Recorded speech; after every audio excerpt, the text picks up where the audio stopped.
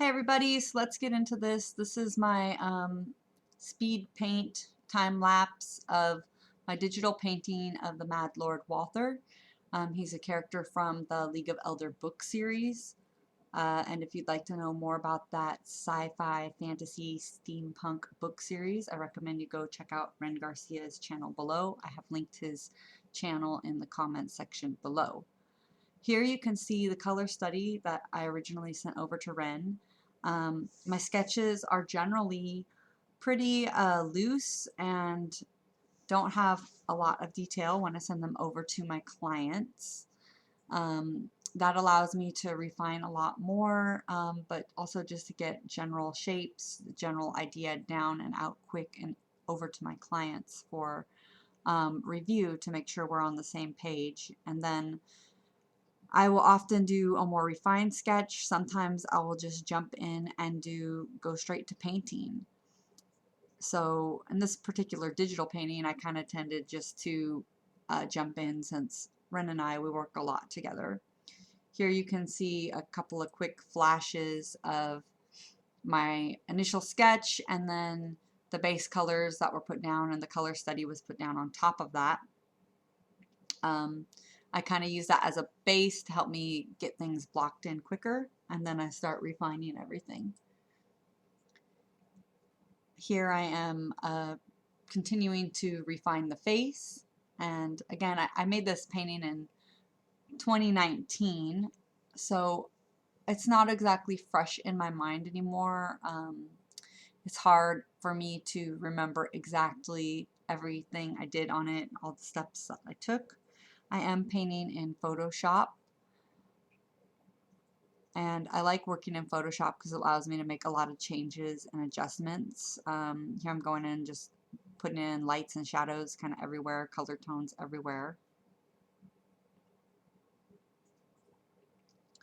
Now in this painting, I believe I did quite a bit of refinement as I worked on it.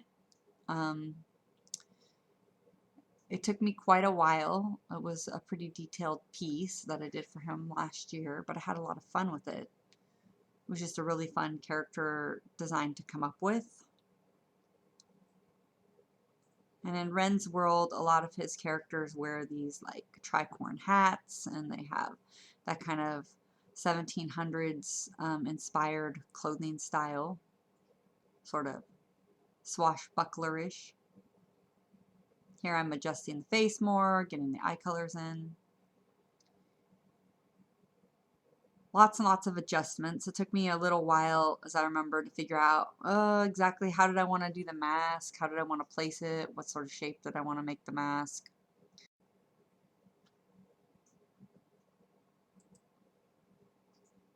I'll try out different things and see what looks best.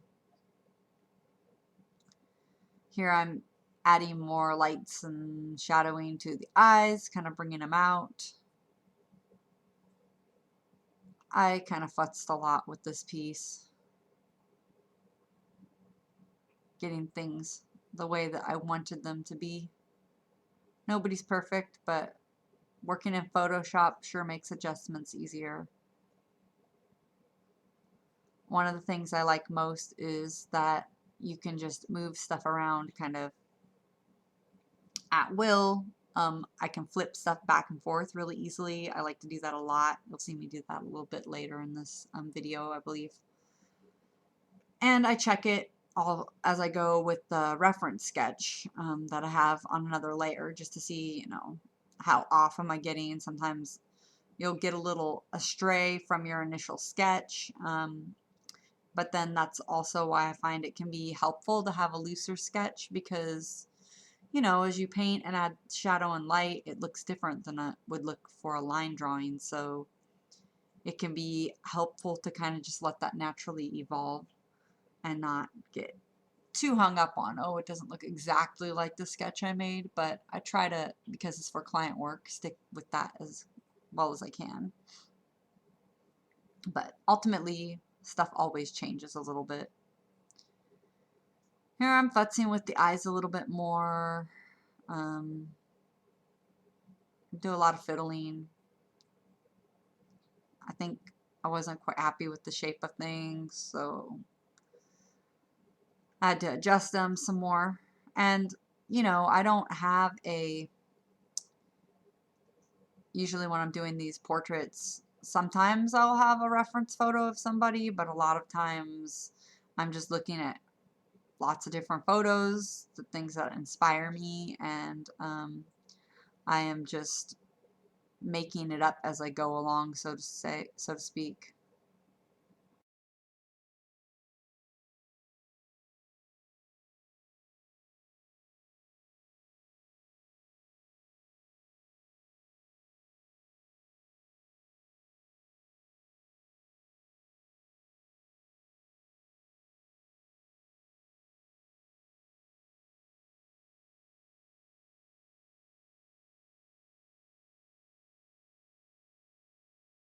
And you just saw me like put in the trim on the hat and kind of adjust that. The warp tool can be your friend in Photoshop.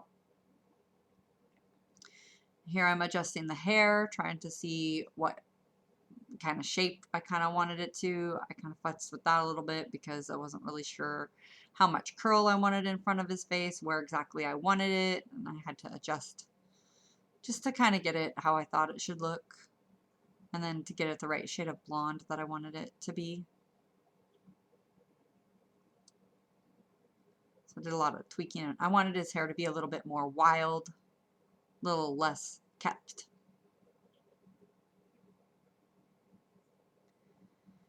Then I turned the hair layer off and kind of went back to the mask building because I wasn't honestly really happy with how the mask looked and the material on the mask. So I kept going back and forth with that. Again, I didn't have the exact reference for something that I want. I didn't have a model for this painting, so I had to look at people wearing masks, you know, and different pictures of them. How does that drape on their face and how might it be? And just kind of try to figure it out the best I could because I did not have a model for this painting that had the lighting and the costume and everything. It would be a lot easier if I had a model with a costume and everything.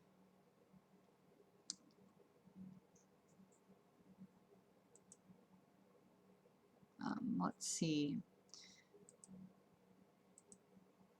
Now I was working a little bit on the sword design, trying to figure out exactly how I want to refine that exactly, and working on, you know, trying to get the curves nice. That's the other thing I really like about working digitally is, you know, you have these aids that are easier to get a perfectly curved stroke or something like that. Whereas if you're doing an oil painting, it takes a lot more kind of handy skill.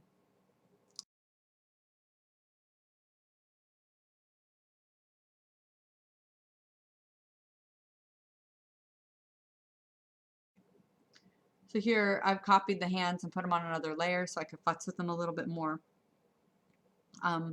Keep refining the wrinkles and the hands and everything. When time allows, I really like to kind of go in and detail stuff up, but some commissions I don't have as much time to work on them. I'm adding his timepiece and his watch style and buckle.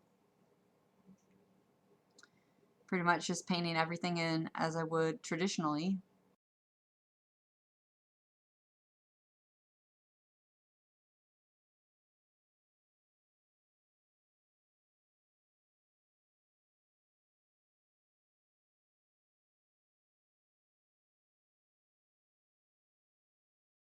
Keep adjusting levels, adding darks and lights. Trying to make things pop a little bit more here, and here I'm messing with the sword, getting the sword texture. And you'll also notice here I have my guy flipped. That helps me deal with any like skewage I might have or any other adjustments. I always am constantly flip-flopping my work when I work. It just makes it easier to identify any errors or flaws. Kind of trips your brain up. And then here I am adding highlights and darks to his coat and painting in the patterns and going over everything, adding in gems, working on all those detail-y bits.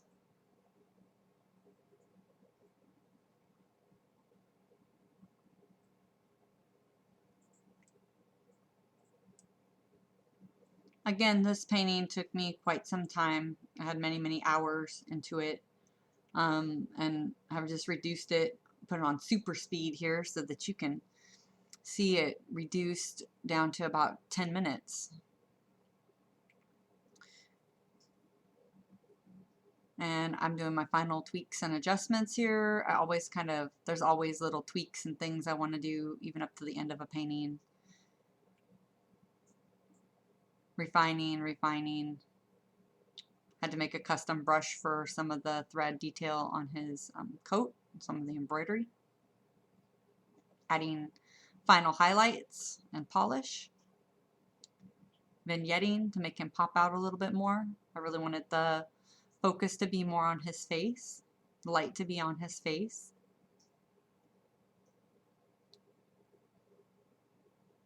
And then I decided to go in and give him some rings, some more jewelry. And yes, I did look it up. I know it's odd, but some people do wear jewelry on top of their gloves. So I don't know. I just figured that he's kind of a crazy guy. Maybe that would look cool. And I'm adding more lights, more highlights, adjusting shadows, tweaking details, zooming in and out constantly. Decided it needed more shadow depth, kind of trying to look where anything looks flat.